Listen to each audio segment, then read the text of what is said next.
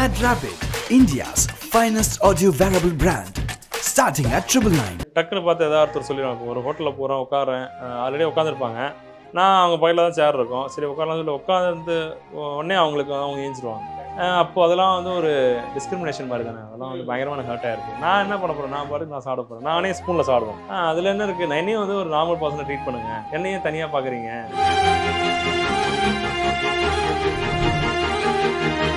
ஹாஸ்பிட்டலே கூட வந்து நிறைய பேர் சொன்னாங்க, எதுக்கு வச்சுக்கிற பையனை எங்கேயா ஹாஸ்பிட்டலில் கூட சேர்த்துரு அப்படின்லாம் சொல்லியிருக்காங்க. ஹாஸ்பிட்டலில் இருக்கும்போதே மாதிரி பையன் வந்து 2 பசங்க, அண்ணன் தம்பி, நாங்கள் 2 பேர், நான் தம்பி. பெரிய பையன் இருக்கான்ல, சின்ன பையன் எங்கேயாவது ஹாஸ்டலில் சேர்த்துருங்க. சொல்றது ரிலேட்டிவ்ஸ்லாம் மாதிரி. Okay, long relatives. Okay okay. சொன்ன உடனே இல்லை நான் வந்து பார்த்துக்கிறேன், என்னன்னாலும் சரி நாளை சொல்லிட்டு எங்கள் அம்மா வந்து மற்றதெல்லாம் நான் பாசிட்டிவாக மாறினாலுமே மேரேஜ்ன்றப்போ இன்னொரு பொண்ணு வந்து நான் நம்மளை ஏற்றுப்பாங்களா அப்படிங்கிறது வந்து ஒரு காம்ப்ளெக்ஸ் இருந்துகிட்டே இருக்கும். ஃப்ரெண்ட்ஸ் எல்லாமே சொல்லுவாங்க, நீ நார்மலாக தான் இருக்க, நீ எல்லாம் பண்ணுறிடா, நீ ஏன் டவுனாக நினச்சிக்கிற, கொஞ்சம் அதெல்லாம் வந்து நல்லாவே அமையும் அப்படின்னு சொல்லுவாங்க. அதே மாதிரி கிளாஸ்மேட் இவங்க கிளாஸில் இப்போ அப்படியே ஃப்ரெண்ட் ஆகி அப்படியே லவ் ஆகி.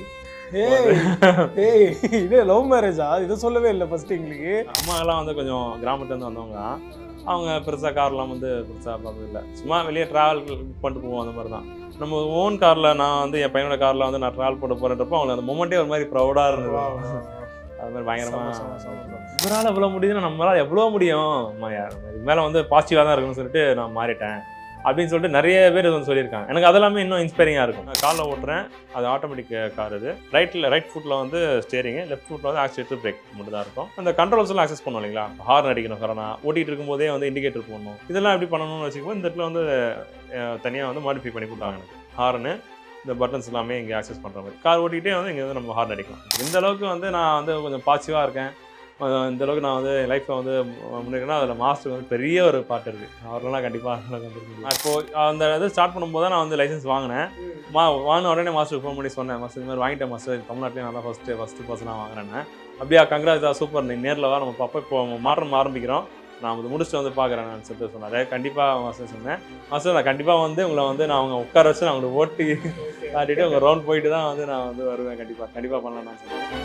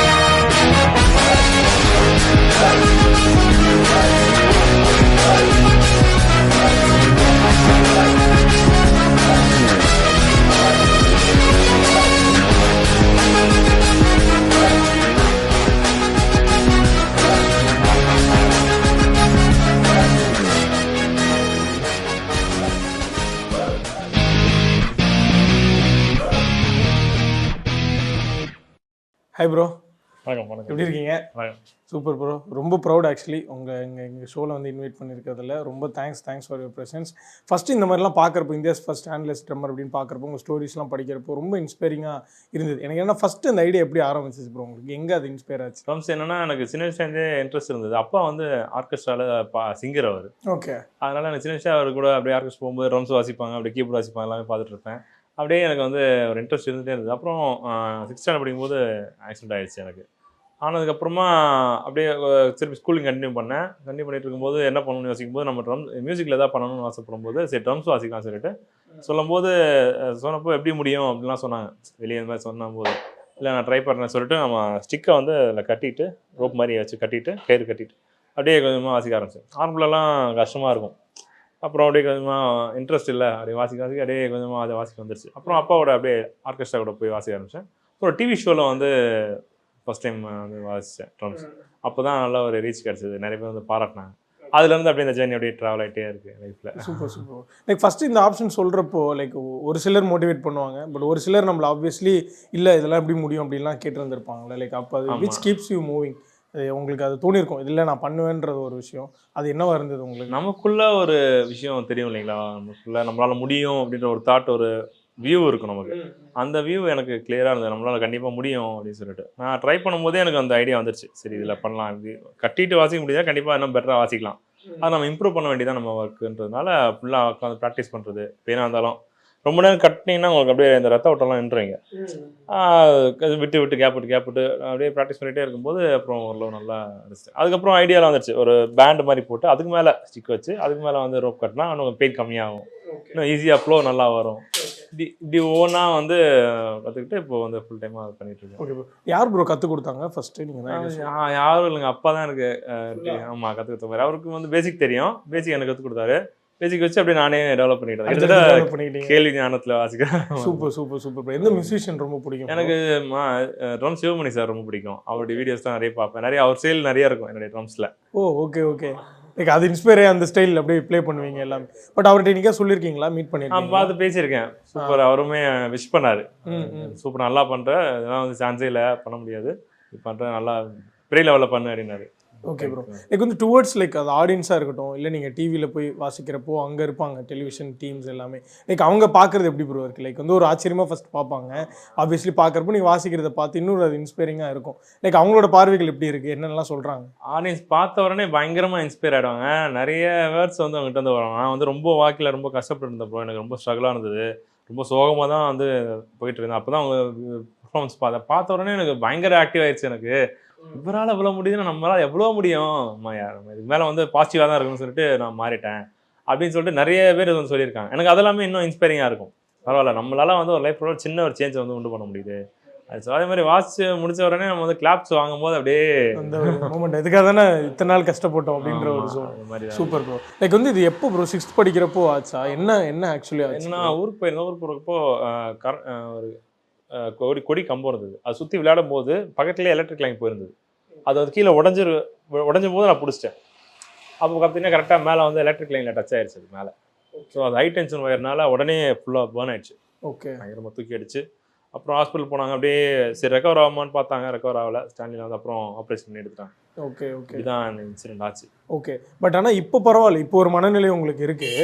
பட் அந்த டைம் ஸ்கூல் டைமில் எதுவுமே தெரிஞ்சிருக்காதுல, நமக்கு ஒரு சின்ன காயம் பட்டாலே மனசு நொந்து போயிடுவோம். பட் அது எதை வச்சு ப்ரோ நீங்கள் வெளில வந்தீங்க? அதில் எனக்கு அப்போ ரொம்ப ஏன்னா 10 வயசு பேருக்கு ஒரு பெரிய ஒரு ட்ராஜடி மாதிரி ஒரு விஷயம் நடக்கும்போது நம்மளால் ஏற்றுக்க ஒரு உடம்புலையும் சரி மனசுலையும் சரி என்ன நடக்குதுன்னு புரிஞ்சதுக்கே நமக்கு கொஞ்சம் நாள் ஆயிடுச்சு. அதை நம்ம மைண்ட் ஏற்றுக்கிறதுக்கே கொஞ்சம் டைம் ஆயிடுச்சு. ஆனால் பயங்கர கஷ்டமாக இருக்கும், உடம்புல கை வந்து வலிக்கும், பயங்கரமான வலி. ஏன்னா ஃபுல்லாக உங்களுக்கு வந்து பேர்ன் ஆயிடுச்சு. ரெக்கவர் ஆகுன்னு பார்க்குறேன், ரெக்கவர் ஆகலை, இன்னும் டீகம்போஸ் தான் ஆகுது. அந்த டைமில் உங்களுக்கு இந்த கை பயங்கரமான ஒரு இருப்போற வழியாக இருக்கும், ஃபுல்லாக இருந்துக்கிட்டே இருக்கும் அந்த பெயின். அந்த மாதிரிலாம் இருந்து அப்புறம் ஆப்ரேஷன் பண்ணி எடுத்து கொஞ்சம் கஷ்டமாக இருந்தது. அப்புறம் அப்படியே வீட்டுக்கு வந்தேன். வீட்டில் அம்மா ஃபுல்லாக பார்த்துக்கிட்டேன். அம்மா பயங்கர சப்போர்ட்டிவ். ஹாஸ்பிட்டலே கூட வந்து நிறைய பேர் சொன்னாங்க, எதுக்கு வச்சுக்கிற பையனை எங்கேயா ஹாஸ்பிட்டலில் கூட சேர்த்துரு அப்படின்லாம் சொல்லியிருக்காங்க. ஹாஸ்பிட்டலில் இருக்கும்போதே மாதிரி பையனுக்கு 2 பசங்க, அண்ணன் தம்பி, நாங்கள் 2 பேர், நான் தம்பி.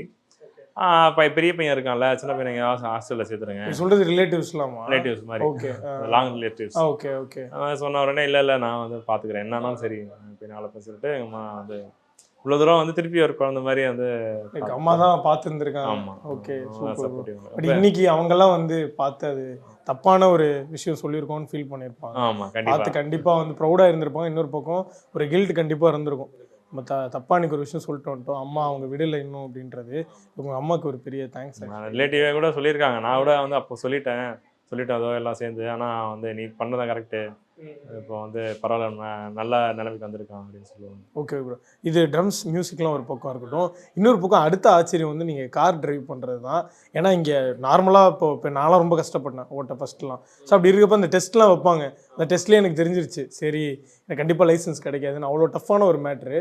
ஸோ அது எப்படி ப்ரோ ஃபஸ்ட்டு அந்த ஐடியா வந்துச்சு, எப்படி இறங்குனீங்க நம்பிக்கை? எனக்கு ட்ராவல் ரொம்ப தேவையாக இருந்தது. நான் ட்ராவல் பண்ண ரொம்ப கஷ்டமாக இருந்தது. ஏன்னா ஒரு இடத்துக்கு போனால் நடந்து போகணும், ஒரு கிலோமீட்டர் போகணுன்னா நம்ம நடந்து போகிற, சின்ன வயசில் சொல்கிறேன், அது கூட ஒரு 20 நிமிஷம் 1/4 மணி நேரம் ஆகிடும், டைம் போகும். டக்குன்னு போய் வாங்கிட்டு வரமுன்னா டைம் போயிடும்.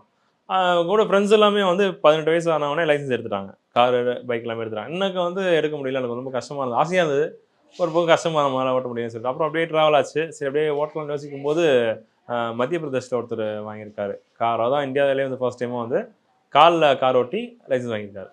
ஓகே, வெறும் காலில் மட்டும் வாங்கிட்டு எனக்கு அதுவே வந்து பயங்கர எனக்கு இன்ட்ரெஸ்ட்டாக இருந்தது. நம்ம இது மாதிரி ட்ரை பண்ண சொல்லிட்டு நான் மைண்டில் இருந்தேன். அப்புறம் கொஞ்சமாக ஒர்க் போக ஓகேன்னு சொல்லிட்டு இப்போ ரீசெண்டாக கார் வாங்கி காலில் ஓட்ட கற்றுக்கிட்டு அப்புறம் ஒவ்வொரு ஸ்டெப்பாக இதெல்லாம் வந்து பார்த்திங்கன்னா ஒவ்வொரு ஸ்டெப்பாக வந்து இருக்கும். ஃபஸ்ட்டு பார்த்திங்கன்னா அப்போ எனக்கு பார்த்திங்கன்னா ஒவ்வொரு இடத்துலையும் வந்து எனக்கு வந்து ஹெல்ப் பண்ணாங்க. ஃபஸ்ட்டு வந்து இங்கே போனேன், சென்னையில் வந்து ஆத்தரைஸ்டு ரெட்ரோ ஃபிட்மெண்ட் சென்டர்னு சொல்லுவாங்க, ஸ்ரீவாரி.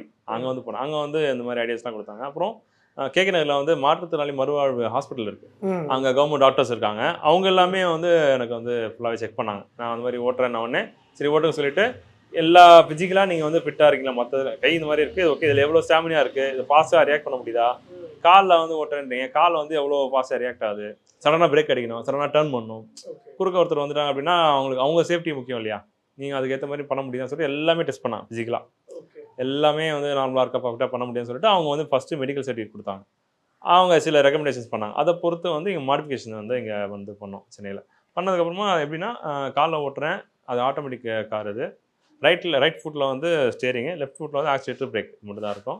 அந்த கண்ட்ரோல்ஸ்லாம் ஆக்சஸ் பண்ணோம் இல்லைங்களா, ஹார்ன் அடிக்கணும், சரணா ஓட்டிகிட்டு இருக்கும்போதே வந்து இண்டிகேட்டர் போடணும், இதெல்லாம் எப்படி பண்ணணும்னு வச்சுக்கும்போது இந்த இடத்துல வந்து தனியாக வந்து மாடிஃபை பண்ணி கொடுத்தாங்க எனக்கு. ஹார்னு இந்த பட்டன்ஸ் எல்லாமே இங்கே ஆக்சஸ் பண்ணுற மாதிரி, கார் ஓட்டிகிட்டே வந்து இங்கே வந்து நம்ம ஹார்ன் அடிக்கலாம், அந்த மாதிரி பண்ணோம்.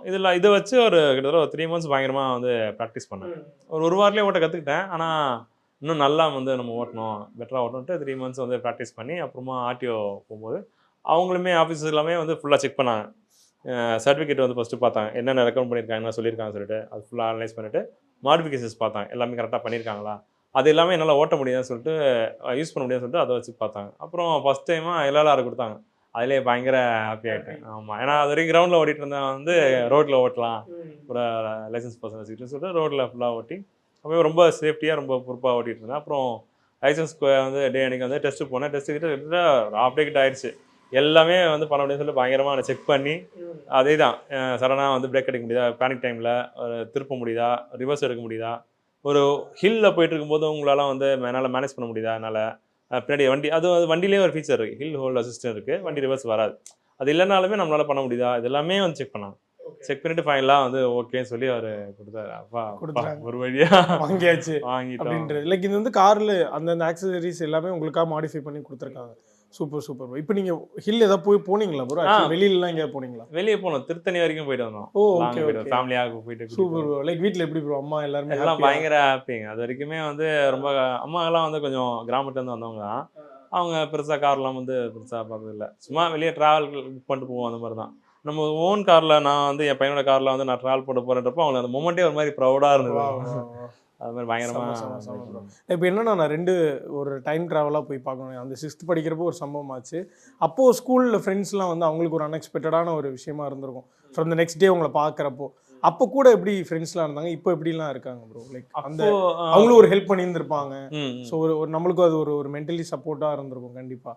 ஸோ அது எப்படி இருந்தது? ஃப்ரெண்ட்ஸ் பயங்கர சப்போர்ட்டிவ் தான். பட் அந்த டைமில் வந்து அவங்களுக்குமே ஒரு கொஞ்சம் சில பேருக்கு வந்து புரிதல் இருக்கா, டக்குன்னு வந்து கோவப்பட்டு பேசிடுவாங்க, ஈஸியாக நான் ஹர்ட் பண்ணிடுவாங்க. ஓகே, நீ இப்படி தானே இருக்க, நீ 2 கை இல்லை அப்படின்ற மாதிரிலாம் சொல்லிடுவாங்க, ஏதாவது புள்ளி பண்ணிடுவாங்க. அந்த மாதிரி சில பேர் சில பேர் ஓகே. ஆமா அதில் மொத்த ஃப்ரெண்ட்ஸ் எல்லாமே வந்து ஏன் அப்படி சொல்லக்கூடாதுன்னு சொல்லிட்டு இருப்பாங்க. இப்போ காலேஜில் இப்போ இருக்க ஃப்ரெண்ட்ஸ் எல்லாமே பார்த்தீங்கன்னா பயங்கர சப்போர்ட்டிவ் எனக்கு. அவங்க வந்து ஆல்மோஸ்ட் எல்லாருமே நல்லா மெச்சூரிட்டியாக இருக்காங்க இல்லையா, அதனால வந்து எந்த ஒரு இதுனாலும் வந்து அவங்க பாசிட்டிவாக சொல்கிறது, நான் அதை பண்ண என்ன வந்து நார்மலாகவே ட்ரீட் பண்ணுவாங்க. ஆமாம், எனக்கு வெளியே ஒருத்தவங்க பார்த்து அவங்க சொல்லும் போது அவன் நம்ம இப்படி கொண்டு ஞாபகமே வரும். அவங்க கூட இருந்தால் நான் நார்மலாகவே இருக்கின்ற மாதிரி தான் தாட் இருக்காங்க.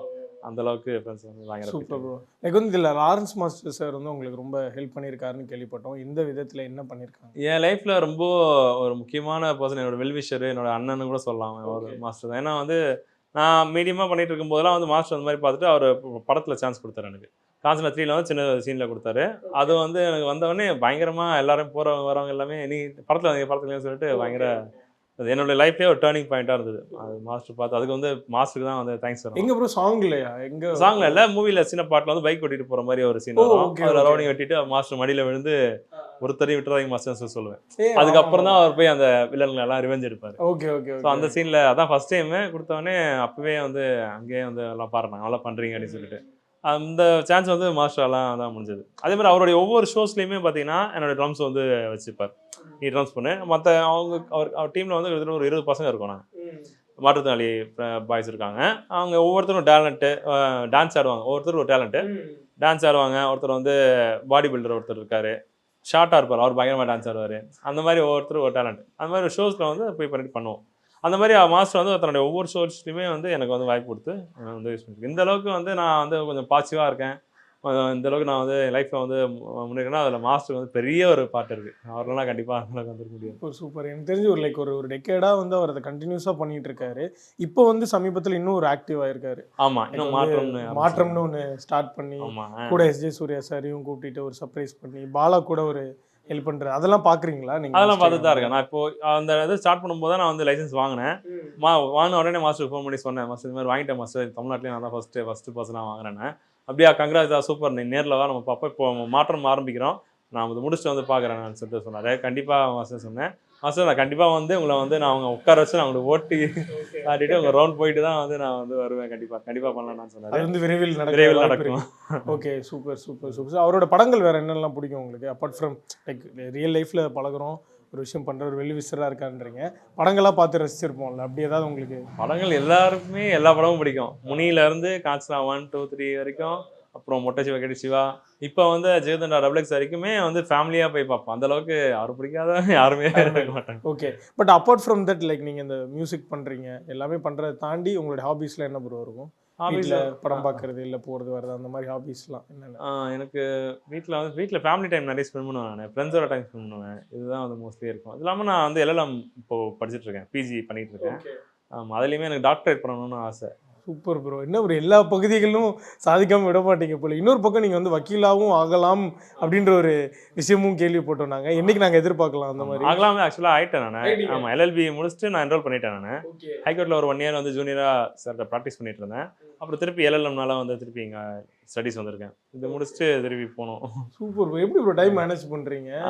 பகுதி அது எல்லாமே எனக்கு கொஞ்சம் இன்ட்ரெஸ்ட். ஏன்னா இது வந்து லா முடிச்சுட்டு வந்து இந்த மாதிரி மாற்றத்தில் நிறைய பேர் இருக்காங்க. அவங்களுக்கு சட்டப்பூர்வமான கிடைக்க வேண்டிய உரிமைகள்லாம் வந்து தவிர்க்கப்படுது நிறைய. அதெல்லாம் வந்து நம்ம சட்டப்பூர்வமாக வந்து வாங்கி தரணுன்றதை வந்து தாட் இருக்கு எனக்கு. அதுக்காக வந்து கண்டிப்பாக ஒர்க் பண்ணணும்னு ஆசை. Okay bro. லைக் இப்போ மியூசிக்கு உங்கள் அப்பா ஒரு இன்ஸ்பைரிங்காக இருந்தார். லைக் கார் ஓட்டுறது, அது நீங்கள் ஒருத்தரை பார்த்தீங்க மகாராஷ்டிராவில், எல்லா விஷயமும் ஒரு இன்ஸ்பயர் ஆச்சு. இப்போ இந்த விஷயம் எதனால் இன்ஸ்பயர் ஆச்சு? நீங்கள் வக்கீல் ஆகணும் அப்படின்றது? லாடுறது எனக்கு சின்ன விஷயம் ஒரு லாவில் ஒரு இன்ட்ரெஸ்ட் இருக்குது எனக்கு வந்து பார்த்தீங்கன்னா என் ஃப்ரெண்டு வந்து நிறைய சொல்லுவார். ஒருத்தர் இருக்கார், அவர் ட்ரை பண்ணார். அவர் இப்போ வந்து இந்த மாதிரி லாவில் இவ்வளோ விஷயம் பண்ணலாம். அப்போது ஆமாம் கரெக்ட் தான், நமக்கான உதவிகள்லாம் வந்து நிறைய வந்து லாயர்ஸாக வாங்கி தராங்க.